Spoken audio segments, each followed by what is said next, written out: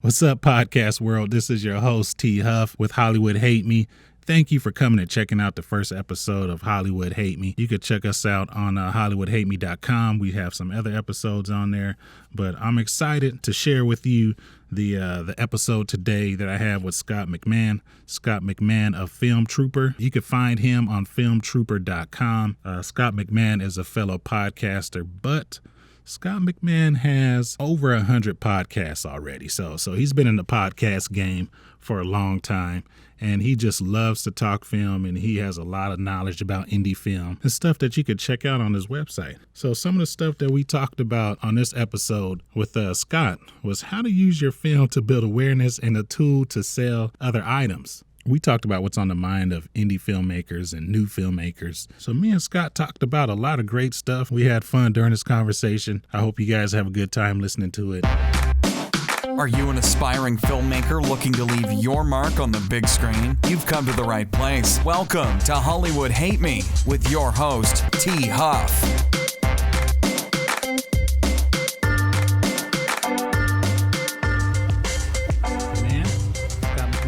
Film Trooper podcast and FilmTrooper.com. Scott, thanks for being on the show. Hey, thank you so much for the invite. It's a pleasure, and best of luck to you on this new venture and all the new films and the new stuff you're doing with your website. Really looking forward to it. Yeah, thanks a lot, man. I'm trying to get to your level. You have a lot of great content on your website, and we're going to go over that in a little bit. But can you just tell us a little bit about yourself? Basically, how did you catch the film bug? Oh, I went to, I don't know. I wasn't really thinking much like out of high school, but I remember always being around the arts. I was just painting, I was drawing, I was doing that type of thing. So I actually gone to like community college first because I didn't want to spend a lot of money on education initially, because the way it worked in the California college system was that you can go to like a community college for relatively inexpensive to get most of your undergraduate stuff out of the way, and then almost transfer to any school after. Yeah, that. that's It was really near the end of the second year in community college that I took an acting class, and then I just got into the filmmaking part of it because I got a camera and some gear. Back then it was just a Super VHS, and I was able to edit from one deck to the other deck, and I was just like, man, this is kind of cool. And at that time, this was the explosion of like the Sundance, where all you began to, drink the poison or believe in the opportunity that anybody can make a film and get it to one of these festivals or Sundance and become, successful as people like Tarantino and Kevin Smith and Robert Rodriguez. So that was sort of like the world when I was in college. So it looked like a possibility.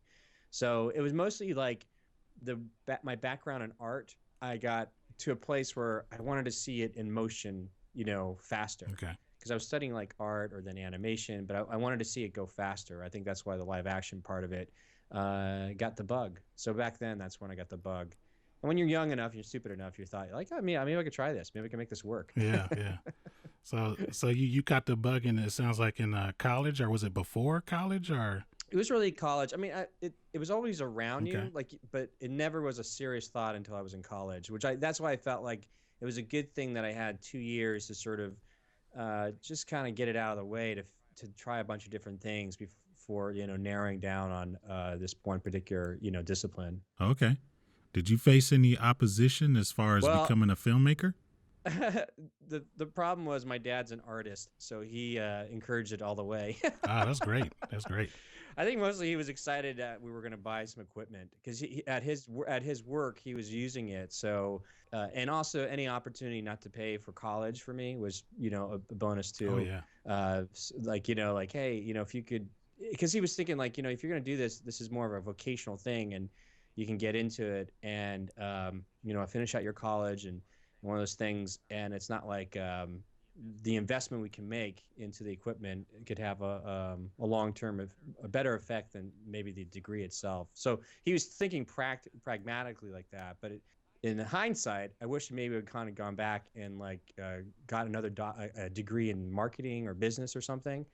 But I feel like I've done that in the last few years. I feel like I've gone back to school and studied all this kind of stuff. But when I'm younger, you just want to know how to make something. Yeah. And that's what it was. And so I had gone to junior college and transferred to a university, and then I was working in a film program at that point.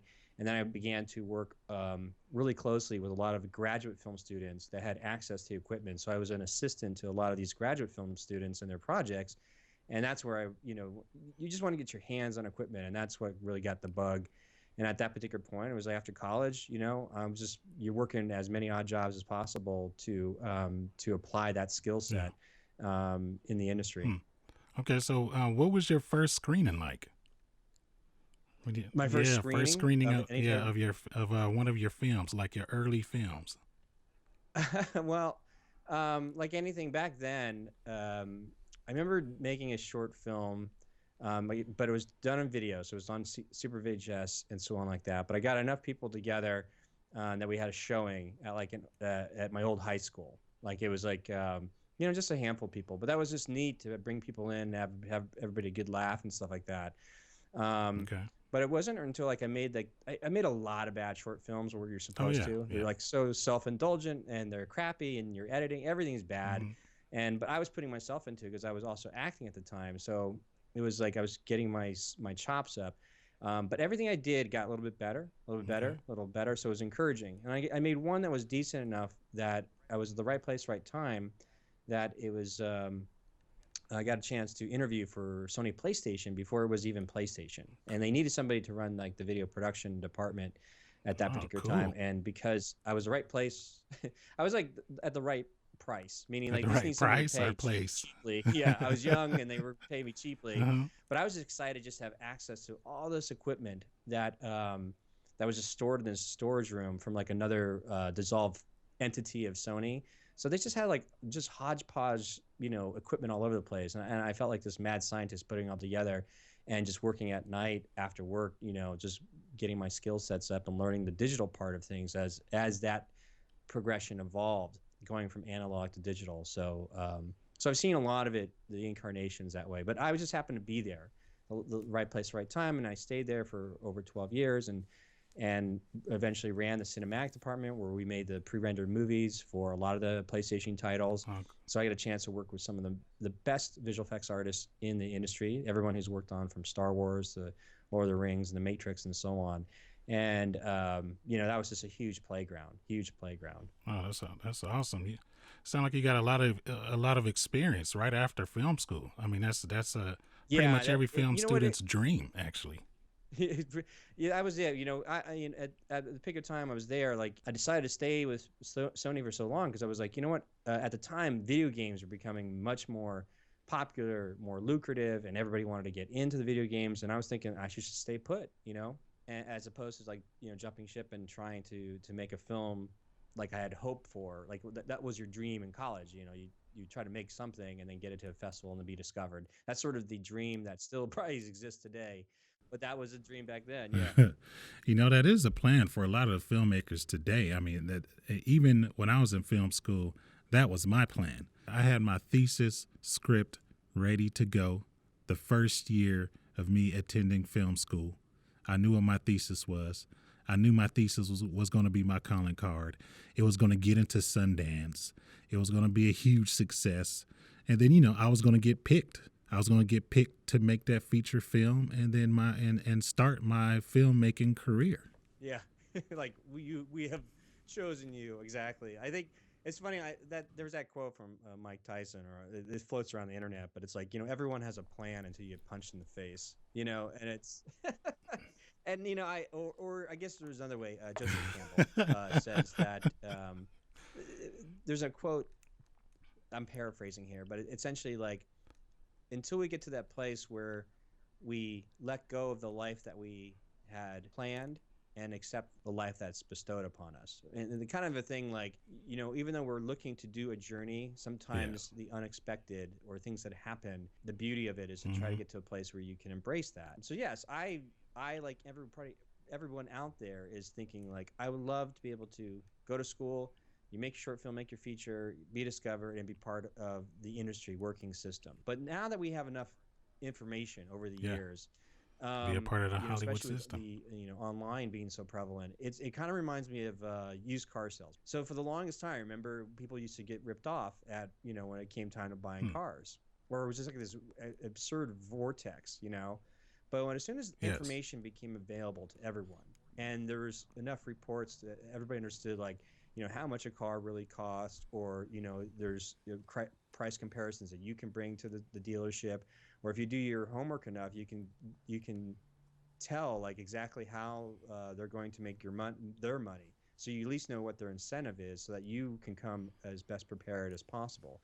Like anyhow, there's a lot of information out there. If you choose to dig into it, that is no longer a mystery. That you no longer have to be a victim of of the sleazy salesman. So we're beginning to see that happen in the Hollywood Oh spectrum yeah. for Yeah. Yeah. filmmakers going like, well, what's really going on? What does that deal? What does that deal really entail? Like, what are the numbers? Like, how many people are really getting an opportunity to make a film for a studio? Or then, if it's not a studio, how are the independent film deals structured? Hmm. Or like, how do people really make money selling films? Or who's making all the money making films? Like, all this stuff is, once you really dig into these questions, they're out there, and I'm just trying to expose it and curate it on my site, Film Trooper, and sort of find places to codify things, to zero in what I call the plight of the uber independent filmmaker. So in my perspective, the uber independent filmmaker is someone who can just Hmm. write their own story, pick up a camera, shoot it, edit it, and then they can put it up online to sell it or offer it to the whole world. But how do you build a sustainable business model around that, and how do you build a sustainable business selling model around your film around those parameters? And they actually are somewhat different, a little bit different than what everything has been told to us or taught to us over the years, because we're still holding on to some old traditional models. Yes. And we can go into that more detail if you wanted to, or whatever you want to take this. Let me know. I just Yeah. start babbling Yeah. now. Oh no, no, don't worry about it. This is great. This is great. One of the questions I wanted to ask you was, you said that when you started making films earlier in your career, you wish that you took some kind of marketing classes, but then you said that you feel as if you had some type of marketing training in the Yeah, past well, within the actually, past more two than that. I think years. I see what happens. So, like, when you're younger, you just go to college or whatever. I went to college and I studied art and filmmaking and acting, and so I studied that part of it. And it was all set up to get you ready for an industry that had been around for a long time. That was changing somewhat. I'm older, so when things sort of changed and collapsed after a couple, 7 something years ago, there was a shift in perspective that opened up me Yeah. to an opportunity to learn. And instead of necessarily going back to like a formal educational institution, which when I dig deeper into educational institutions like that, the majority of the Hmm. educational, post high school programs, it's kind of funny. I read some article about how they are in the business of fear. So like a lot of for-profit schools or colleges, they need students to be part of their school. They need Hmm. that one student to pay $50,000 a year in order to run the institution. Whether or not the degree is worth anything, whether or not the training actually gets them ready for the real world or not, it doesn't matter. What they do is the marketing aspect of these for-profit colleges are to put fear into you. Like, you're not going to get a good job without this type of a degree. You're not going to do this. You're not going to be able to do any of this stuff unless you come to our school. Yeah, from the commercials on the Jerry Springer or the Maury show, the get off your butt, do something with your life. Are you going to be a deadbeat? Yeah, and it's helpful, but it's helpful to some extent. But the reality is, they are preying on that insecurity of like, I gotta get doing something. And you meet some people that are like career students, meaning like they're Hmm. in college forever. They're either like Yeah. undergrad to the master's to the doctorate degree, like they're in it for a long time. And so very and then it's very few of them get like sort of the hard knocks of getting out there in the real world of actually applying the knowledge that they've acquired for so long. And especially in our ever-changing media landscape, you kind of need more boots to the ground to get that street education. And so I've had friends that actually worked at these for-profit colleges that, the state-of-the-art equipment for everything from music production to acting to dancing to, film production. And, they're this very known big college that brings a lot of students in. And, each student is paying, 50 grand plus a year to this institution. And the instructors, wink, wink, are looking at me going, I don't know where we're sending these kids. I mean, there's no industry. I mean, the reality is that everybody can pick up their camera or their laptop and make music. I don't know where we're sending these kids, because all I know is we're taking their money and I have a job. Yeah. And so that made me not necessarily want to go back to school. So I was like, I mean, there are institutions that are better that have, if you want you just have to know, you have to make sure you're aligned. Like if you're going to go to law school or medical school or, business school, like you're matching it up with a proper school that gives you the certificate of degree that makes sense. But at the same time, there's, like we were mentioning, like there's so much information, and that's where just embracing this concept of being essentially a lifelong learner. And I have I don't know if it's okay if we keep talking. I want to so here's the deal. So I go to film school at the time, when Sundance and the Tarantino stories are all like that's the goal. I thought it was, somewhat successful because I did my short films, and the short films got me an opportunity to work at PlayStation for 12 years, and I got a chance to play in the big sandbox for a long time. But I wanted to still make a feature film and do it the traditional way. So I went through the process of using all my contacts to, build a project together to make it happen. But I was right at the time when the economy had crashed, like 7 years ago. So what happened was it shifted my perspective, because I was at the American film market. Here's an example. So here I was trying to put together a traditional film. Like, I'm gonna say traditional. It's like, here's your independent film. You gotta get your script together. I was producing it. I was working with the casting director. We got a named cast attached. We got it to some prominent producers. Everything looked like it was moving forward the way it was supposed to, except for, in Hollywood, stuff can just die very quickly. Hype can, done. Yes. But I was taking the film around to the American film market and learning a lot. But there was one particular guy at the symposium. I remember it was a symposium. It was a panel. It was hosted by Stacey Parks of FilmSpecific.com. Who was just starting her website, who just finished a book, like indie film distribution. And so I've known Stacey for a long time, and it was great. Okay. She had I've heard of Stacey. She has a great website too, by the way. Yeah. So if anybody, and I'll get into this in a second, but if anybody wants to work in that world of what I call indie Hollywood and work with sales agents and so on like that, she's the best, because that's what she is. She's a former sales agent, and that's what she does to help other filmmakers. And but anyway, I was there, and this guy was saying that he made all this money, not a lot of money, a couple $100,000, or selling his DVDs directly online using internet marketing. Now, nobody really kind of like, oh, okay, that's cool. But in that time, I think everybody was thinking like, my film's got to make millions, not like thousands or hundreds of thousands. But I looked at that, I said, that is ingenious. So that led me down a path to like learn about, well, how does internet business work, or and that kind of into marketing and all that kind of stuff. And it really allowed me to dig deeper into essentially, how does all wealth work? Like, you have this thing where you're the name of your site is what's it again, the hell with Hollywood, was it? No. It's Hollywood Hate Me. Oh, that's, I like that. Yeah. Hollywood Hate Me. Well, there's this concept from that site, or that title of your website. Yes. Is essentially, nobody wants to feel like there's somebody's thumb on them, Yes. That's why people want to get out of a corporate job, or nobody wants to feel like they're enslaved or imprisoned by some other system that they don't have control of. So this need to have more freedom or more control that way.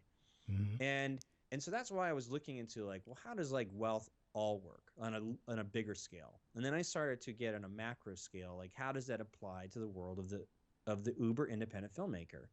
And the reason I say uber independent is because in my studies and the curation and running this podcast, my podcast of Film Trooper, and like I said, over 100 episodes, I had an opportunity to interview a lot of different people and experts to, dig into different questions And I was trying to curate and codify this concept of, okay, there's this world of Hollywood that we all look to, and this is the studios, and there's only 6 studios, and each studio is only making like a handful, whatever, 15 films a year. So it's like not Yeah, even much yeah, at all. it's not that many Not at at all. all.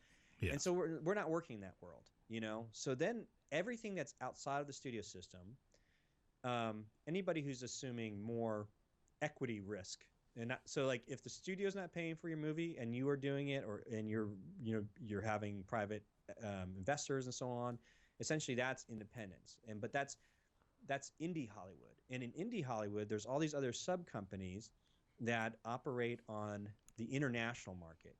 And so that's what the American film market's about. That's what the Cannes film market's about. And that's the specialty that, Film Specific, Stacey Park's company that she does very well, is work in that world. And that's sort of what we all see as sort of what independent film is. And within that construct is, everyone's still trying to get some sort of pre-sale or buy-in, which is why you always keep hearing people say, well, if you need to have a discernible genre that sells internationally, which is why American comedies don't do very well, because the humor does not translate to every language very well. Action films do well, horror films do well, because they're visceral and they're visual, and almost any language can understand it. Okay. Is this Dramas don't. is this the buyers from overseas you're talking Yeah. about? So Okay. see, when you get outside of the studio system and you're working in called indie Hollywood, the mechanisms of indie Hollywood, the way they work, is through the international buyers, because you need to take this film product and sell it off the licensing rights to it to different territories: the North American, Canada, and United States, South America, Europe has all these different territories they sell to. Singapore, Asia. If your film has international appeal, you can make more money because you're able to sell it off in pieces. And that's what happens at the film market. Is people want to know that you have a film like that they can plug in this age, like years and years of the way they do how they make and sell films. Like they're not very innovative. They're just like they're taking your film and they're selling it to another buyer seller at a different country. And the reason why you hear let me interject really quick. Quick question: what was the genre of the film that you're talking about that you took to the market? I was trying to push American comedy, and that's when I went to the American film market, and I showed them the package I had, and the guys were like, this will be okay in the United States, but none of these guys are gonna sell overseas that well, because American comedies are they're just harder for us to sell. And they said, at that particular time, they mentioned that the #1 comedy star in the world was Rowan Atkinson of Mr. Bean and Johnny English, because his comedy, he doesn't say anything. He's all physical. That makes sense. Which means the same thing years ago when people were, Jerry Lewis was like renowned as in France as a comedic genius, because internationally. Or Benny Hill. Remember Benny Hill? Anybody who's like physically, funny, that doesn't use a lot of words, that speaks, globally. So that's that was an eye opener too. And so did you have any success with that film at all at the film market, or? Oh no. So here's how the did story. that go? Well, here's the story about that.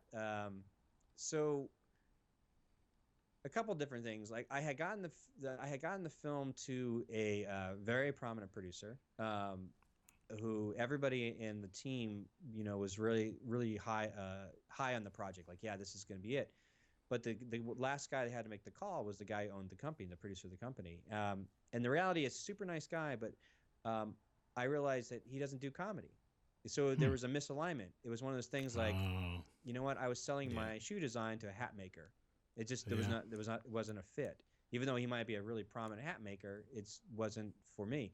So I was able to get other producers that brought it to MGM, and MGM had at the time I had to back up. So this film was called Do Over. If you could go back and relive one day in high school, what would you do?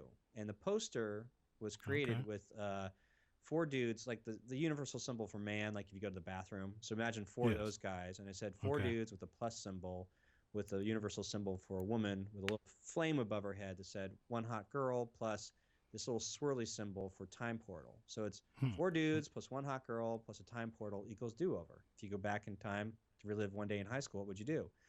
So that got to MGM. MGM had a That's a time great travel concept. comedy in the works, but it involved one guy going back to change 3 days of his life in high school. About 3 years later, like I said, at this particular time, the heat and the momentum of the project died when the economy crashed because nobody knew where money was coming from. So I had, you just the project dies. Yeah. So 3 years later, MGM comes out with a film called Hot Tub Time Machine. Oh. And on the poster, they had like the four guys plus like Red Bull plus a squirrel equals like a hot tub time machine. And there's no Yeah. copyright infringement or anything like that because the story is not the same at all. But the package, they probably never read the script. They just saw the package come in, and the poster was so clear cut of what I had created that I think subconsciously, when it came time to make their film, who knows what happened at what particular stage. It could be totally coincidental. I have no idea. But somewhere along the stage, MGM changed the story about one guy going back in time. That let's make it four guys, and so all of my friends I knew about the project were like, "Oh my god, dude!" So I was that's just the way it Hmm. happens, and that's also sort of you know kicked kicked me in the butt to go, man. The technology has changed so much since then, where we have these DSLR cameras, we have all these things in front of us, and people are making really attractive films with this stuff. And I was thinking, that's it. I can do all this stuff. I have the skill set.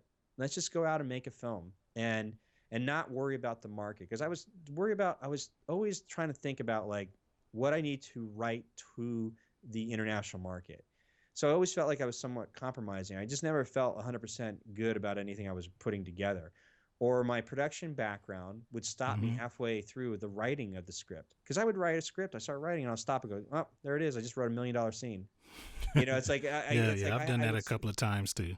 I would Yeah. stop. I would go, Mm. okay, yeah, Yeah. So what happened was, just a couple years ago, we had left Southern California to move up to Portland, Oregon.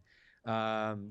Just for a lot of things had changed, and it was just one of those things like it just felt like let's make it happen. And a lot of it was stemmed on I started to really get into all this internet marketing and into business stuff, which says, man, you can almost live anywhere and do this. So it gave me the encouragement to make it happen. So we moved to Portland. I didn't really know anybody at the particular time, fairly new to the community. And here I was Mm. like, I'm going to make a film. And what happened was I had this epiphany of like, hey, actually, I have a story in front of me where I can make in our house.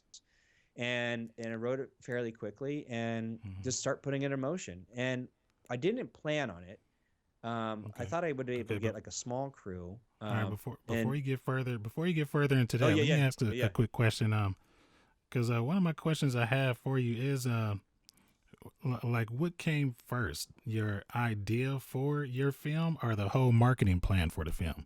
Because I noticed that your marketing is just excellent. Oh, thanks.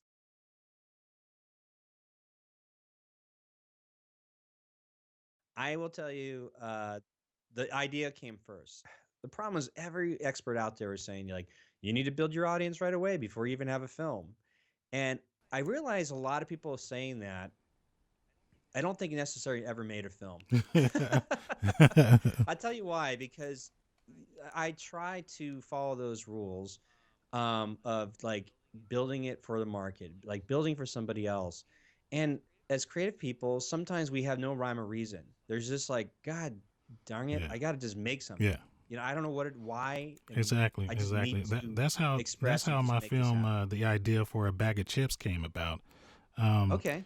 yeah, I was working on a screenplay with a producer friend of mine's, and he's really busy, and I had a little bit of extra time, so I finished the draft of the script, and I gave the script to him to read it, and then I thought, you know what, I know it's gonna take about a month to hear back from him, so let me see if I could write something else that's really fun, something that I know that I could shoot for a little bit of money, with very few locations, and then that's how a bag of chips came about. Nice. Just like you said, there's that creative need just to make it happen. And Hmm.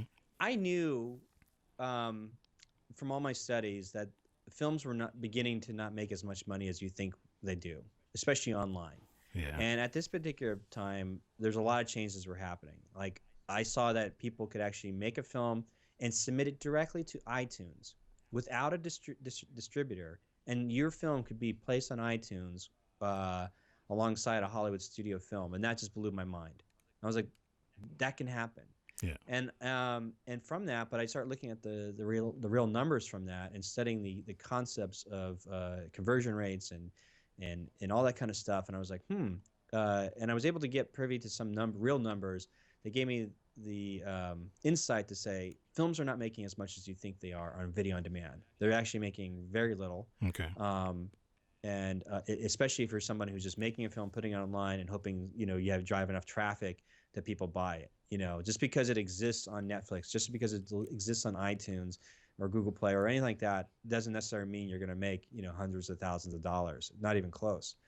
Okay. So I knew I needed to keep the production value, the production cost extremely low. How low? Yeah. How low? In How this low? particular case, yeah. In this particular case, I knew I had written a script that was involved very little characters. I wrote around people I knew, Mm-hmm. and I wrote it around the resources I had in front of me. This has been done before by other people. I just didn't know if I could do it. It was one of those exercises that I needed to break that seal for myself. The difference was I had all this equipment already from previous, freelance jobs that I had acquired. So this is like equipment that I just own, but it's not even like state of the art, high end stuff. Uh-huh. It's just passable. Yeah. It's just HD passable. And so I said that's what I'm going to make the film for. And so I made a feature film Mm-hmm. for $500. Okay. And I didn't have a crew. Okay. So And- when you wrote the script, did you think that I'm gonna make this for $500, or did you set the budget after the script? I said it after. Okay. I usually just kind of, but in the back of my mind, I've done these stuff long enough to know like what not to write in. Yeah. Yeah. Like So explosions, it's one of those things. right? Yeah, A so big when I wrote shootout. it, I still did a budget for my film, but I was able to like start going, wait, do I really need that? And then I like cut it out, like, well, or I replace it, or I find, I was like back and forth. I wrote the script, did the budget, went back and rewrote the script, and adjusted the budget because I really wanted to make this thing for like almost nothing. I kind of just want to say, hey, I've got the equipment already. Can I put something together that just makes this stuff happen? And So really quick, And out, I out of the $500, where did most of the money go? Because that's the like statue. the statue. I was gonna say craft services. Well, no, because if I didn't have a crew, there was nobody to feed. Huh? And That's there's true. also another trick too. I remember, there's me, myself, and the actress and a few actors and stuff. And money went into like I had a party scene but it was just like wine and cheese and things like that. Okay. So that was inexpensive. And then You you know, had anybody just shows you up had a for the major alcohol. prop too of the red block. How many of those did you have to build or buy? You get like a 4x4 down at Home Depot, and they saw it in like perfect squares, and you spray paint it. Okay. And then I chopped some up of them, pre-scored them. Like I had like in like one big stick that you can get like Home Depot for a couple bucks. Yeah. I'm able to get like 10 different cubes out of it to use for all these different types of cubes. And then that was it. That was the arts department budget. That was the hardest part because I'm here in Portland, Oregon, the production value is stunning because you just go outside and put your camera outside, and you get these gigantic trees and rivers and mountains, and we're near the coast, and it's like, or up to the mountains. We're an hour and a half from the coast, and we're an hour and a half from the snow. So it's like it's all around you. You're just like, this is bonkers, and so I really wanted to take advantage of that landscape, and make the house, just make it simple enough. I just wanted the story to be very simple, and it was just an exercise in that. And again, I had like a day where I had sort of a crew, but my acting was so horrendous that not on their fault. I just had to redo the scene, but my actress only had a few days to do this thing, so I was forced to just make it happen. I felt like if she was ready to act along and do the movie, then I just had to figure it out. So that's where I just abandoned all this concept. I was going to move the camera around a lot more than I thought I originally wanted to do. Now it just became I had to really get creative about my static shots. Okay. So I started redesigning the storyboards around like knowing the camera is going to be locked down for most of the time, but how do I make it interesting? Okay.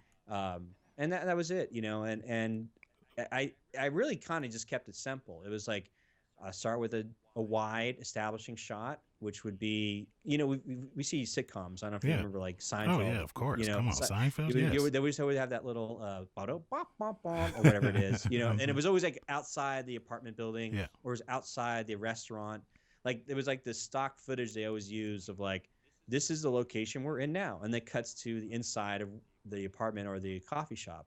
So that's the basic concept. Was like, I will do always like the transitions are, here's the establishing shot, either it's out, on the Oregon coast, or it's out in front of the house, or out in front of the wine, vineyard, the winery, so people know like, bum, bum, bum, bum, it's a TV show.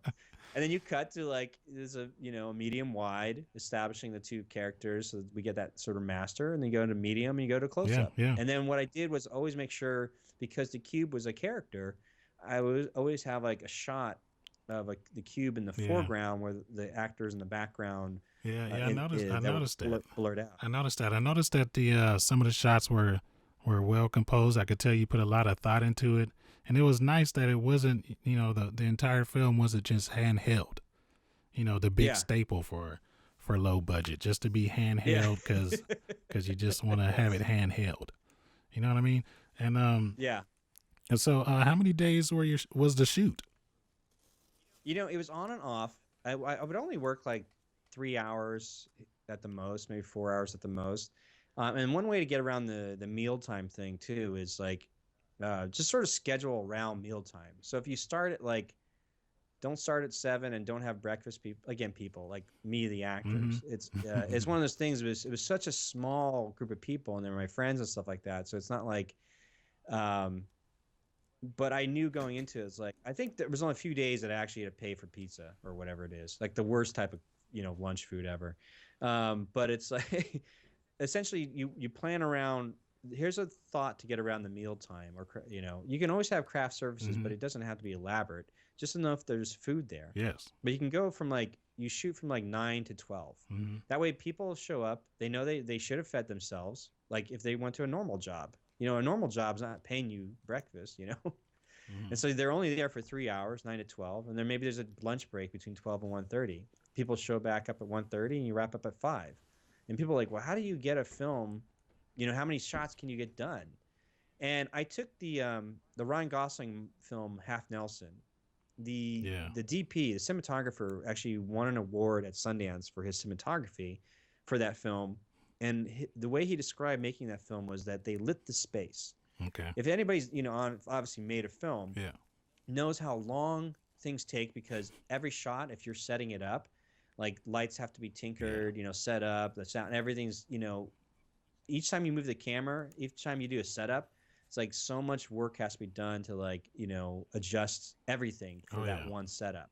Yeah. So you throw the setups out and you just light the space. So the entire house I replaced all the light bulbs in the house from the incandescent sort of Kelvin types lights and turned it to daylight, so that I would have matching temperatures from the outside light. So I wouldn't get this, mixed color of like orange lights in the inside and blue light coming out from the outside. Like everything was white balanced to the daylight temperature. In real life, if you would have seen this if you're sitting there in the house, it's this ugly bright white that's just like so unattractive.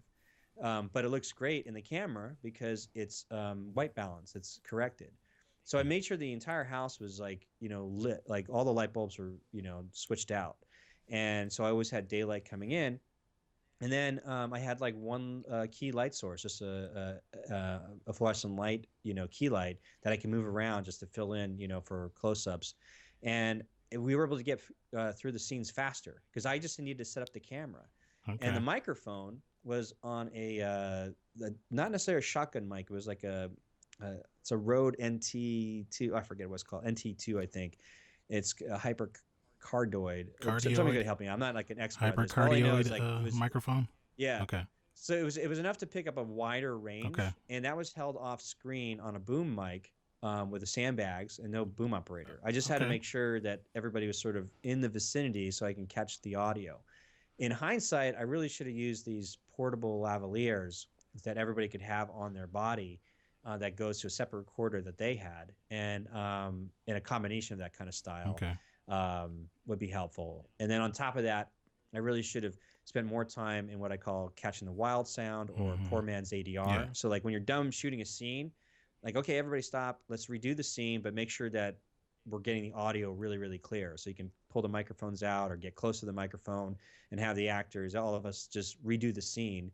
So at least somewhat, I had some audio tracks I can kind of fudge or Frankenstein in if there was a problem with the original audio, which happened a couple times. Okay. And then the other thing I would have done more was, I wish I had recorded more footage of every actor's reaction. So spend more time on their reaction than just them talking. Because if I had more footage of people's reaction to what's going on, I would have a better opportunity to cover up all these mistakes, you know? yeah. You gotta have those cutaways. The cutaways. So I So had it a sound cute like cutaway. so it sound like what you did was you set up the lighting for the room, right? And then you mic'd up everybody, and then Yep. and then you yourself got in front of the camera, which I know that had to be tough. So like in between takes, did you go back and look at the takes, or did you just keep on moving? No. I definitely. The one thing I got was, there was a film called "The Sound of My Voice" Okay. by Britt Marley and like her team, and they went on to do "Sound of My Voice." They did The East, and she's been in a lot of films with like Richard Gere and something like that. They did this film was at Sundance, and it was an interesting little like X-Files type film. Okay. And it was shot on a 7D. And at the time I was ready to buy a new camera, this new line of Canon Rebel T3 cameras were coming out. Yeah. They had pretty much the same specs as a 7D. So I was going to buy I was waiting for a camera that had a removable sort of flippable screen, LCD, like view monitor. So the T3i came out and had that. Yeah. So it had 1080p, 24 frames per second, interchangeable lenses, and it had the same specs pretty much as the 7D. And I was like, you know what? If I love the sound of my voice. I thought they looked fantastic, and they did a great job. I'm going to have the same camera. Boom. That's good for me. Okay. And so the flippable LCD, because it was attached, allowed me to put the camera up and look towards me, and I could flip the LCD over so I can see whether or not I was in frame or not. Yeah.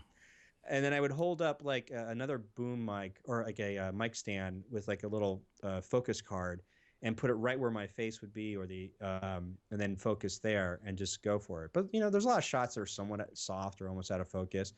And anytime there was another I'm acting, along with other people, the other actors, I just had to get creative about how, to make that work. That's what filmmaking is just solving problems. And so there was nobody really manning the camera. A few times I would have a friend like, look, one of the other actors, I would show them, like, could you just move the camera here or tilt it here while I hold the cube, So what was your biggest problem that you ran into? The biggest problem, honestly, was just bad acting on my part. You know what? I think that I did a passable job. Like I think people understand. Like I hadn't acted in a long time, and it's a skill set. It is definitely a skill set to be comfortable enough to set up a camera by yourself, and not like I would be acting, but I would also be thinking about like, oh great, the microphone's too far away. The other actors aren't speaking loud enough, and I know what I'm gonna have to deal with on the post. Yeah, I could only imagine, because I don't get in front of the camera myself. There's I'm recently starting to get in front of the camera for my Bag of Chips videos and the campaign video for the crowdfunding campaign that's coming up. But I was nervous in front of the camera myself. I'm used to being behind the camera, working with the actors and letting them do their thing. I don't know how the actors do it. I don't know how you guys do it. Well, I've gotten so comfortable. Like, here's the thing: people are like, I wouldn't do that next time. Like, I'm doing everything you're not supposed to do. Oh, that's like, great. I'm making a film that didn't have any star. Like, I did everything you're not supposed to do. I didn't build an audience first. I didn't, it's not a discernible, like a genre. Like it's not like a straight horror film. It's a supernatural suspense film. It's a little bit heady, and it's like there's no main actors, and I said my acting and had no crew. So it's one of those things like, um, but from the results of this thing that I'm proud of it because it's still a cohesive story. It's like 90 minutes. It tells a story, and there's a lot to learn from that. But I've since then I've been working regularly up here in Portland as an actor, and my skill set as an actor has gotten better, and my skill set in front of the camera has gotten a lot better because I've forced myself to. A lot of times I have to do these video submissions. So not you don't just go to the casting office anymore. You have to like submit a video. Yeah. So actors are right now being forced to like film themselves without anybody. They're just holding up an iPhone or putting an iPhone someplace on a tripod. Yeah. I've taken a couple of those for my actor friends out here in LA. Since they know I'm a director and I have a camera, they just asked me to record their auditions. Yeah. I'm telling you, that's the way it's going. And so you do it enough times, you get comfortable. Like I'm comfortable putting the camera up, turning around. I kind of know,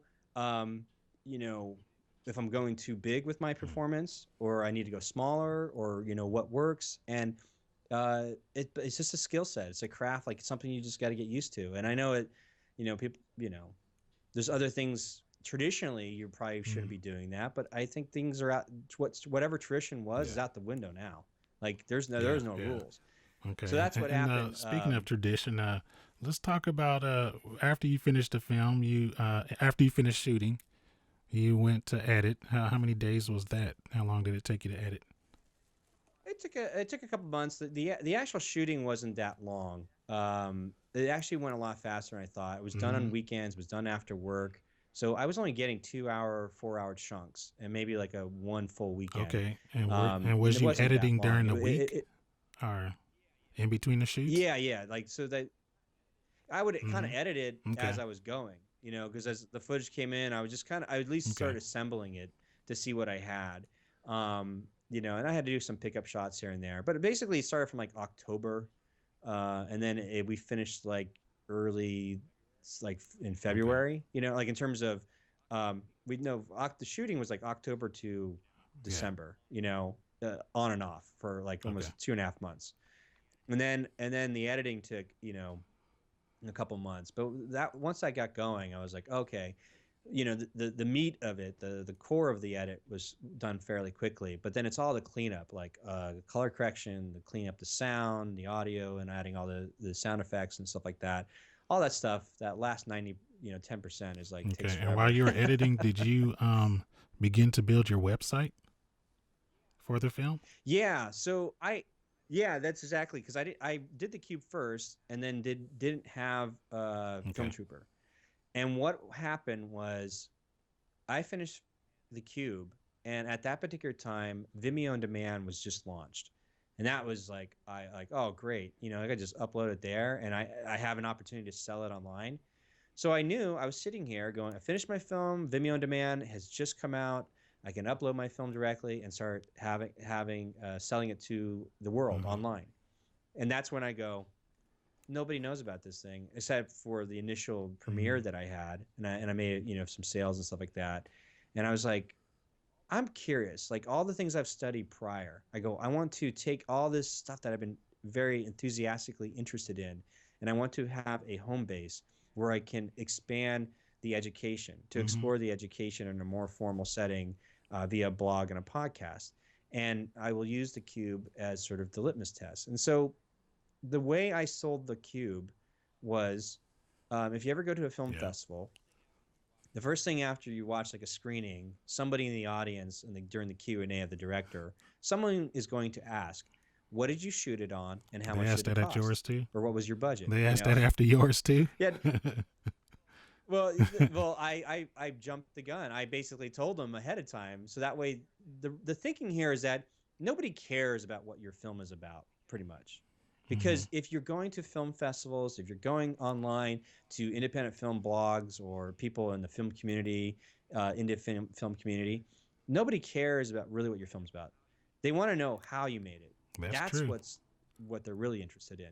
They're interested in knowing the gear. They believe that if they have access to the same gear as you do, they could do something with it. There's this sort of false sense of Yeah. hopefulness, I guess. Like, like if I have the gear, then I could do this. If I have the knowledge of what they did, I could do this. No, I don't really care about what their film was. I'm cared about Yeah. how they made it, which is why we love all the behind the Oh, scenes yeah. stuff, the DVDs. And because that makes sense, because if we are sharing with other filmmakers are interested about filmmaking.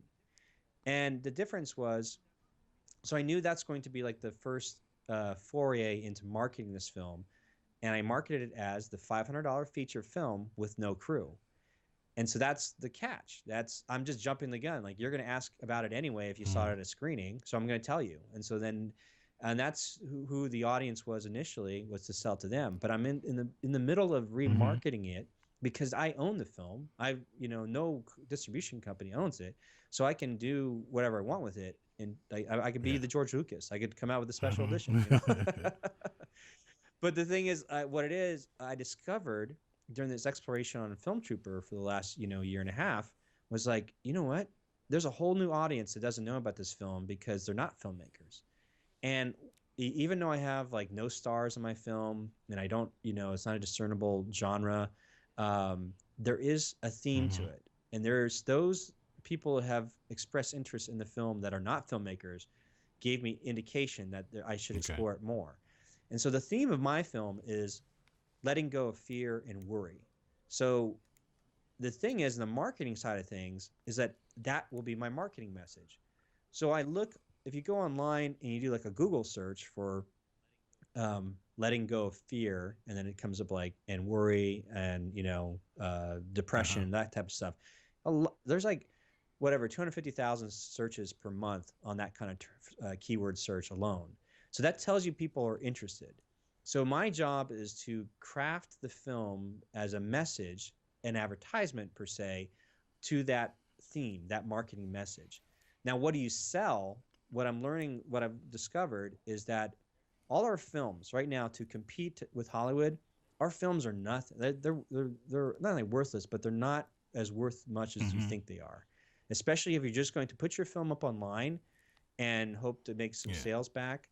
But if you're putting up online, you're pushing like a $10 download rental, maybe $4. But people are getting to a place where they're like, look, I'm only going to rent a film for 99 cents.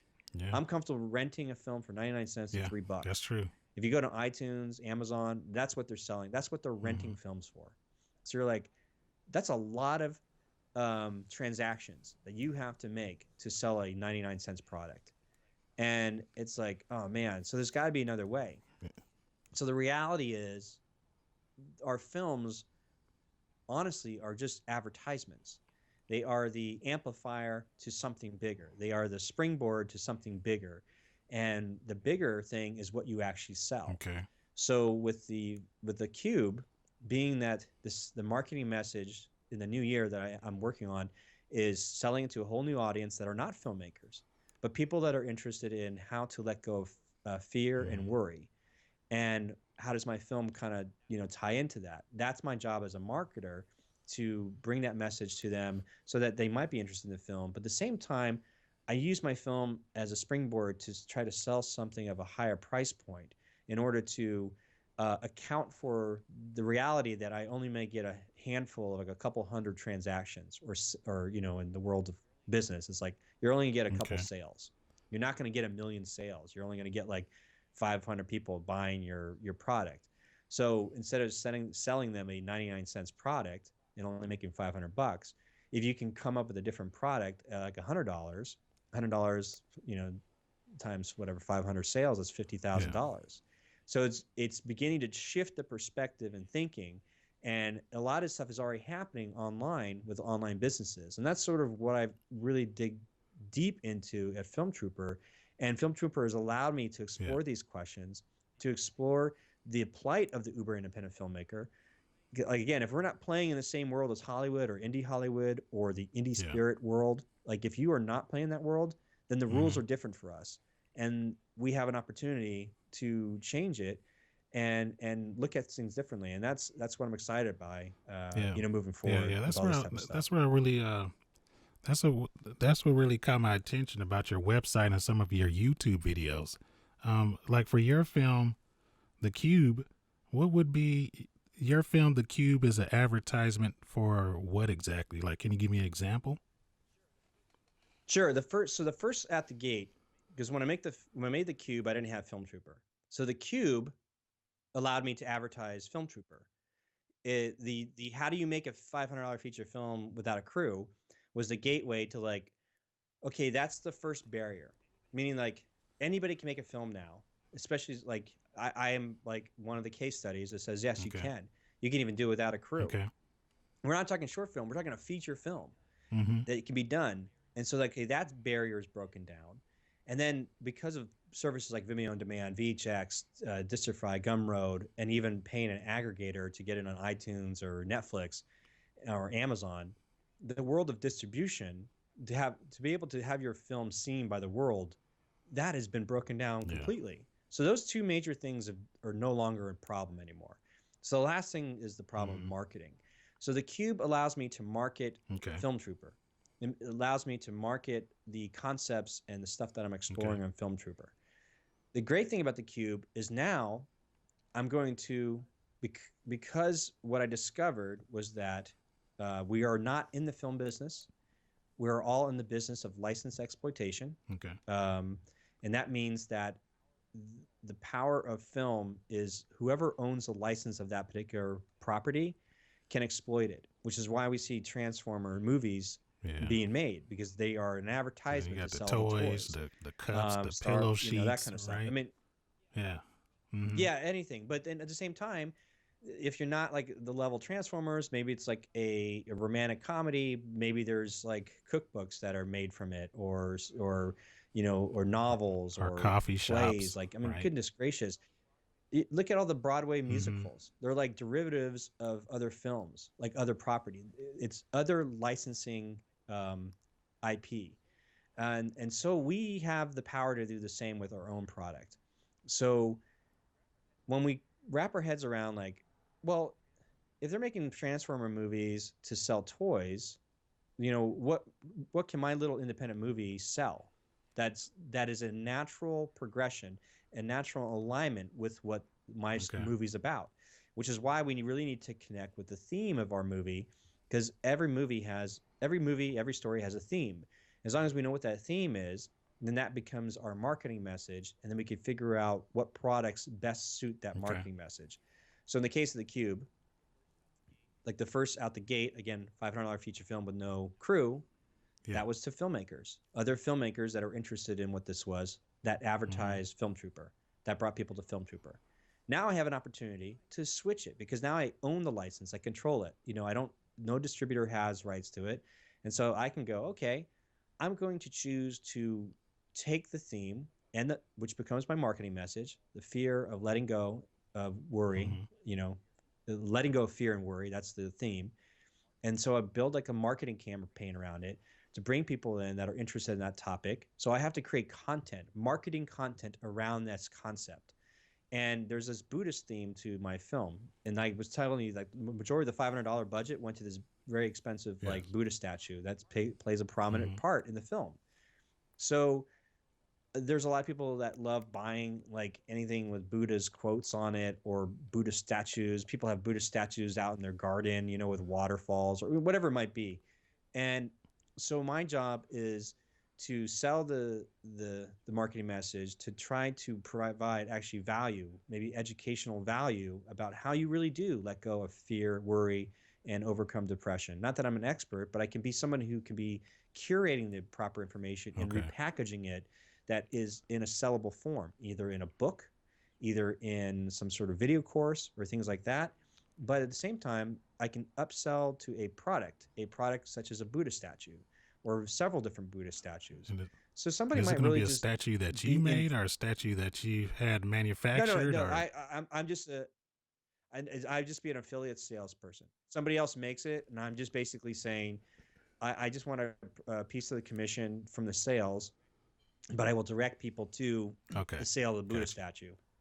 So by at least having that framework in mind, you can start working out the logistics, all the details of like how do you do that, how do you package that, how do you advertise that, all that kind of good stuff. So I'm excited because we see this happen all the time, especially the Disney franchise does it better than anybody. They'll release a film for a limited time to a new generation, Bambi, Snow White, whatever it might be, right?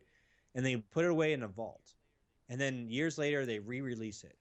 So they have control of these licenses that they can repurpose over and over and over. And so I feel, on a very, very, very small scale, I have this intellectual property, the cube, which I sold to one audience. Now I can repackage it, remarket it, and sell it to a whole brand new audience. Okay. And so the difference is moving forward, you just want to keep making more stuff. It's like you're like, okay, I'll make the next film. So I'm working on the next film, and I'm trying to apply everything that I did wrong on the cube to do it differently and do it better on the next film.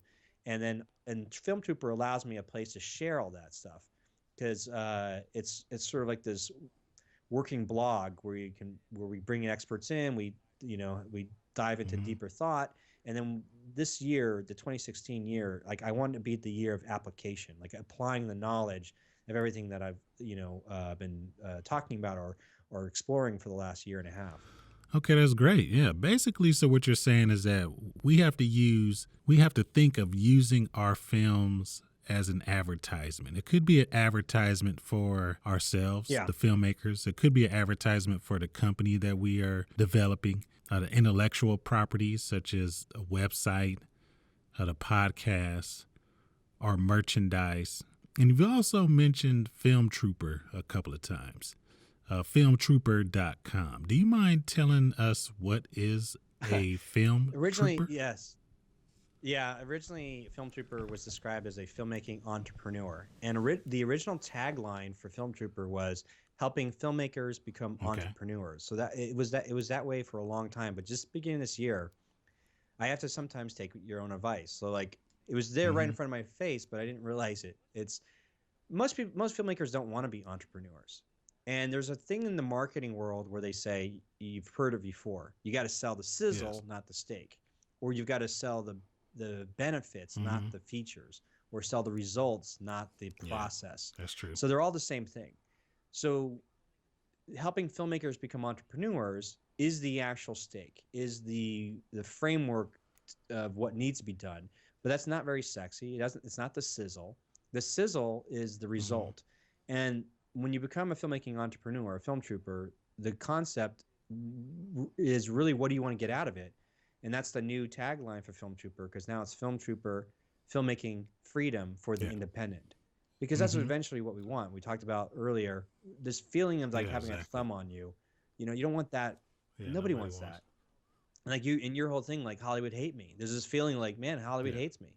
It's like to be able to overcome that, be like, I want that freedom where it doesn't matter. Like I have the creative power to create something out of nothing, and I could make it, and I could put it up online, and I could share it with an audience, and make a sustainable living. Make a sustainable living off of it, while having Hollywood hate you for doing it. Because Hollywood, as we know, Hollywood is the middleman, right? We have the filmmakers, you have the Hollywood system, and then you have the audience and the fans.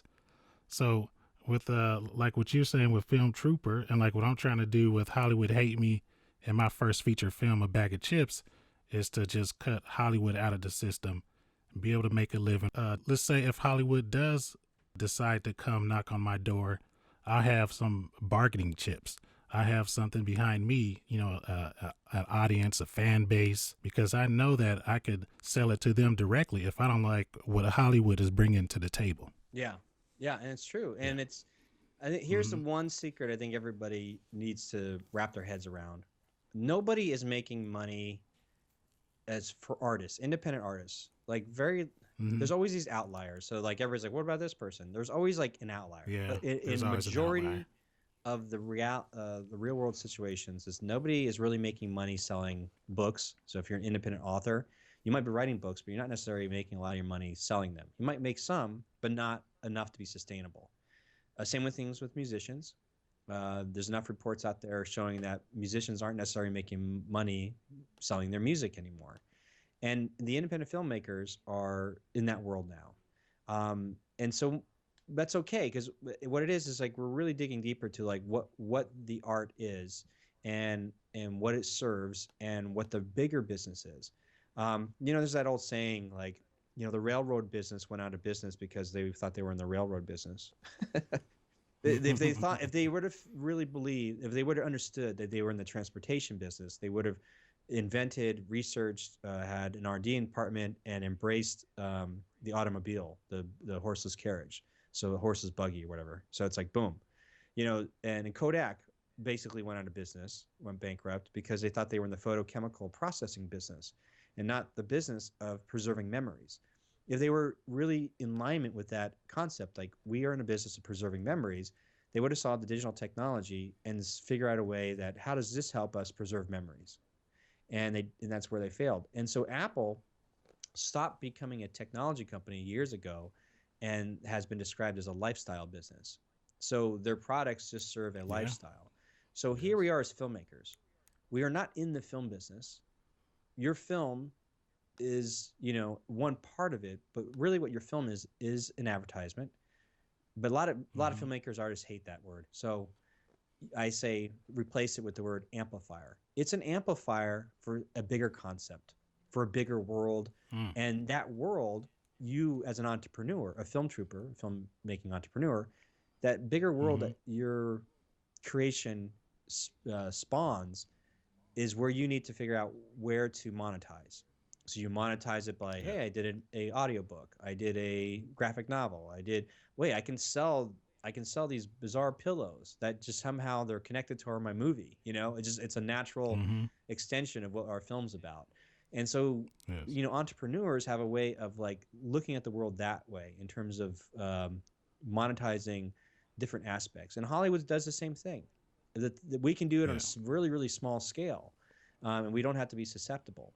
And that's when you come away going, gosh, you know what? That's what we're really making our money from. We're making our money from all this other stuff. So in the Yeah. really the near future, it's like I'm also considering like, do I just give away the cube for free? Because if it is an advertisement, then it should be made for free. Like just Mm. offering up a film for free, but having a really great sequence of call to action. Like, so when somebody finishes watching the film, Yeah.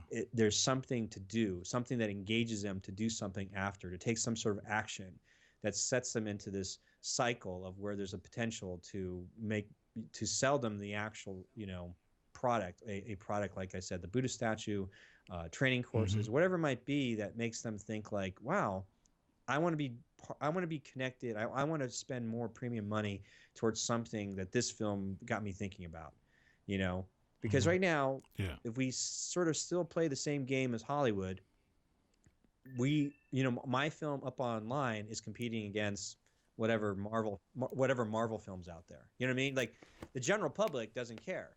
They're looking at like a movie's a movie. This one's 99 cents. I get to see a big superhero action film, or this independent Okay. feature.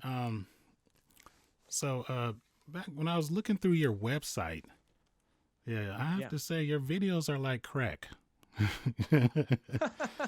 Because I sat down, I said, let me give myself a couple of minutes to look at a video really quick. The next thing I know, I was clicking the next one, then off to the next one. And then next thing I know, I was, even though I was planning on joining your email list anyway, but I joined your email list again for the next video. How did you set up the formatting for those videos to be so effective?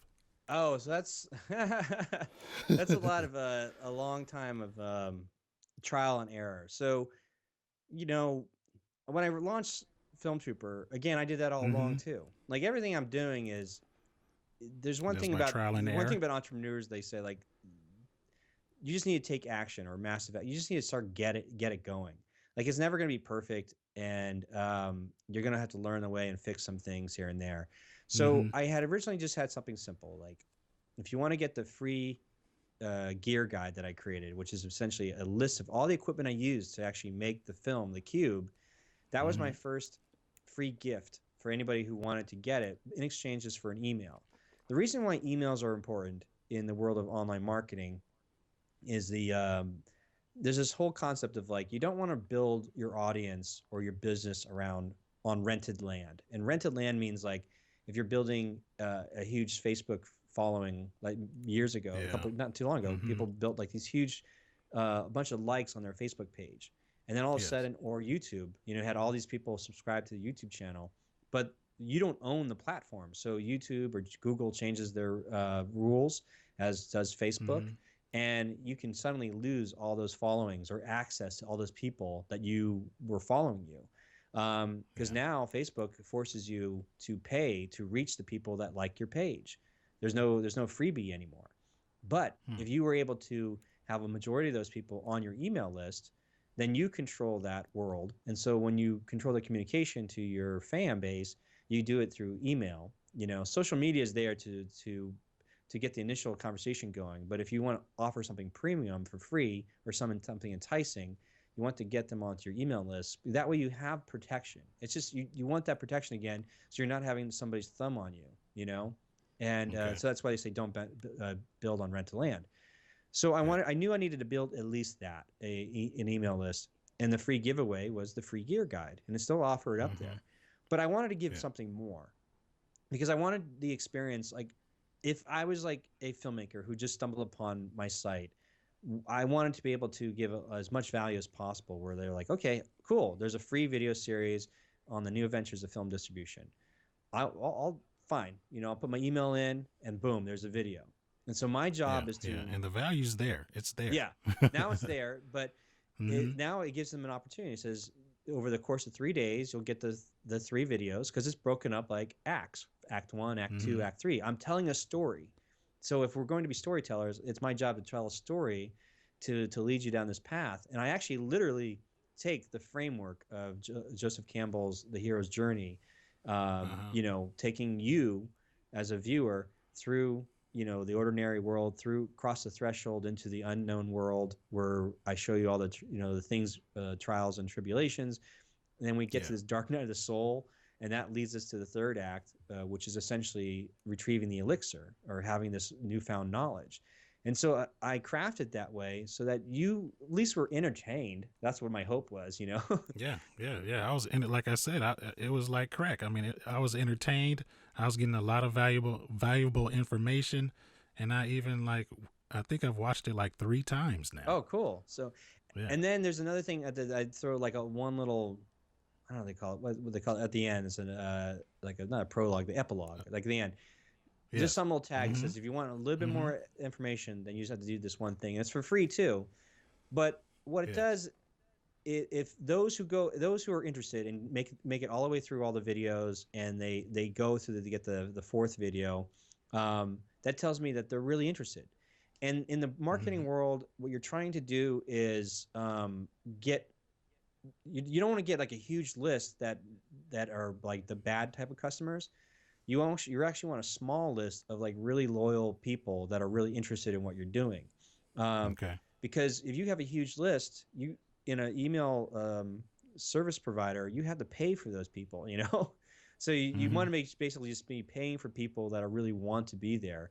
And there's all these like terminology in marketing. They call it like racking the shotgun, like to basically to find out who's really interested in what you're doing. And so this is a method that's an Yeah. automated method that allows you to weed out those who don't really want to be, part of your world. But those who make it Yes. all the way through or they're interested, then it's your job. Then once they're on the email, through the email list, now my job is every week to try to provide value, even more value, and engage with them as much as possible. Um, that's the goal, and it's Okay. you know I don't have like gigantic numbers, but the difference is I noticed that somebody mentioned to me is like they noticed that the engagement is a lot higher because I'm Oh, that's what matters, right? yeah, the That's what. engagement. So that Yeah. the what's interesting is like I'm friends with like all the other guys on the online space pretty much, um, Mm-hmm. and we discuss like the topic that I'm getting into is necessarily not the most sexy because like I don't talk about the latest camera stuff. I don't necessarily talk about how Mm-hmm. to write your screenplay or get it sold. Like I don't talk necessarily too much about the aspirational things that are the most searched about. Like the three within the filmmaking term in Google, the three most searched terms are screenwriting, acting, and like cameras. And like when you dig deeper and you look in film marketing or film distribution, it's like, oh my gosh, nobody even cares. Yeah. Yeah, well, but that's what attracted me to your site, because you know, that's what I need to learn more for the marketing for my film, and yeah, the whole website is really valuable. It has a lot of information. Sent you a message saying that, yeah, I noticed that you redesigned your website. It's really clean. Yeah. The videos, like I said, will take you from one video to the next to the next. So listeners out there, if you have a chance to look at the videos on filmtrooper.com, make sure you set aside a good 30-40 minutes to watch all of them, because you can't just watch one. And that's what happened to me when I went to your site. And I know that I'm gonna visit your site very frequently, because there's still a lot of information on the site that I could, learn, that I could soak up. Mm-hmm. Oh, hey, thank you so much. I'm glad. I'm just glad to meet you and try to give value. As you've seen, I can talk way too much, and I just so it's like don't worry about it at all. This is all great stuff. Like you said, this is not the sexy part of the film business, but this is the part of the film business that us as independent filmmakers need to learn, because the whole landscape is changing. There's a lot of films that's available through Netflix, YouTube now, right? Hulu, Amazon. Mm-hmm. So you got to find a way to stand out, or you're just going to die within the sea of films. Yeah. Let me see. Let me wrap this up, because we're going a little over time here, but we got a lot of great information. Yeah. My next question is, if you wasn't making films, what would you be doing? I don't. That's really interesting. I try to get away. There, people understand the creative process. So anyone who obviously listening is creative, it's a blessing and a curse. Mm-hmm. Like you're almost like you want to just scream like, I'm cursed because I'm an artist or whatever. It doesn't. Let me be frou-frou about it, but there's this overwhelming need to do something creative, to produce, to make something. And if I can't do the film, I'm sure before I got into film, I was drawing and painting or whatever it might be, and I dabble in everything from acting as a source of creative outlet to music production. I'm not very good at it, but it's like I hack away at it. And I wrote a book too recently. Mm-hmm. It's called How to Make and Sell Your Film Online and Survive the Hollywood Implosion While Doing It. And that was a really fun experience because I wrote a book and actually recorded an audiobook version of it. And I wanted to see, if you just create a digital product and you put it up on Amazon, what could I learn from the sales process? I made more money in that book than my movie. Okay. So it's one of those things I plan on buying a book myself. Yeah. So it's like if I wasn't doing film, I realized with the technology today, with the opportunities today, I will probably I would be doing something creative in that respect. Okay. But there's a little silver line that's come out of this thing, which is I really have enjoyed meeting a lot of people online, like yourself, and just other people. And I love sharing ideas, talking and hearing what people are going through, and trying to solve a problem together. I think that's something I never thought would be in sort of my my future, which is essentially sort of not necessarily being a coach. So I've done some consulting before and I've done some speaking, but I just launched on my site a small group of people for a accountability academy. So the idea is that a small group of people come in, and my job is to make sure that they are going through their weekly goals and their progress tracking log, and I'm just trying to keep them focused on what they want to do. I'm not pushing them anywhere, but you just sort of need that person to be there like every day or every week to go, keep going. Hey, don't get too distracted, because is this what you want?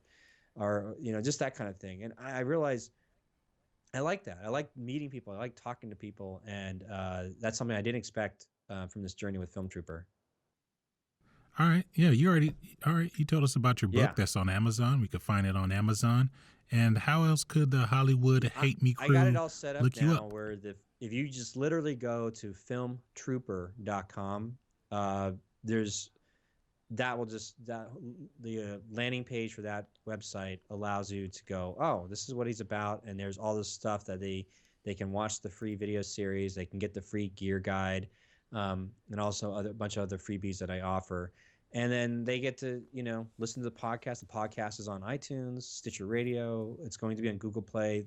I think it is on now, but they haven't really launched. Android really hasn't launched their thing yet. Yeah. And so what is your Twitter handle? Oh, there you go. Yeah, at Film Trooper. Okay. That's it, Film Trooper. Okay. Well, that's about it. Again, I'd just like to say thank you guys for listening to this first episode. I want to say thanks to Scott McMahon for coming on to the show. Check him out on filmtrooper.com, and I hope to see you guys at the next episode. Thanks for listening to Hollywood Hate Me with T. Huff. We here at Hollywood Hate Me love your support and can't wait to give you some movie-making insights in the next episode.